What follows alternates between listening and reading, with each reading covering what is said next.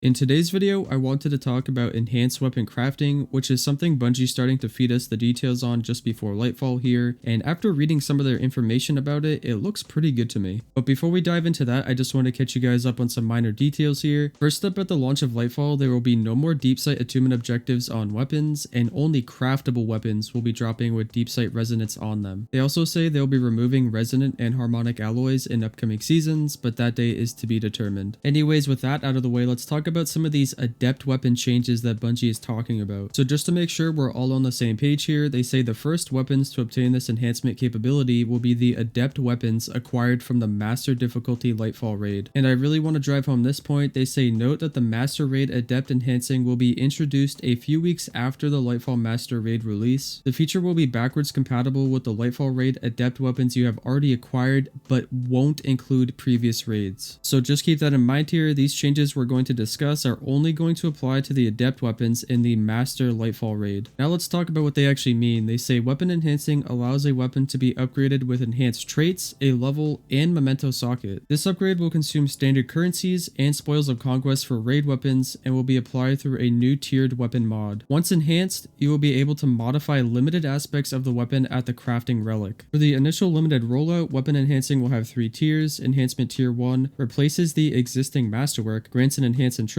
weapon level, first enhanced timestamp, and memento socket. For raid adepts only, allows full selection over the barrel and magazine perks. These perks are individually gated by level, same as crafted weapons. The cost of weapon enhancing tier 1 will vary based on the masterwork tier that is being replaced. Enhancing a weapon that has a masterwork tier value of 10 will be much cheaper than enhancing a weapon with a masterwork tier value of 1. Enhancement tier 2, weapon level 11 requirement, allows enhancing of the left column trait perk. And then we have enhancement tier 3, and as you can imagine, weapon level 17 requirement allows enhancing of the right column trait perk. And then to kind of reiterate here, they say this enhancement feature will be added to new raid adepts starting in Lightfall. Due to technical limitations, we will not be committing to a wide expansion of this capability to other weapons until we investigate further. So just to recap on what we've read here, so basically when you get an adept raid weapon in Lightfall, you'll actually be able to use that weapon and level it up just like a traditional craftable weapon right now. The catch here is you'll only be able to work with what you actually get to drop on the weapon, excluding the barrel and mag column. Those will be customizable, and you won't be able to swap out the weapon's traits. You'll only be able to upgrade the ones that dropped on it. So basically you're still going to chase the god roll, however you're going to be able to customize it pretty much in every other regard, which is going to make it a lot easier and actually make it worth it to farm for these adept raid weapons.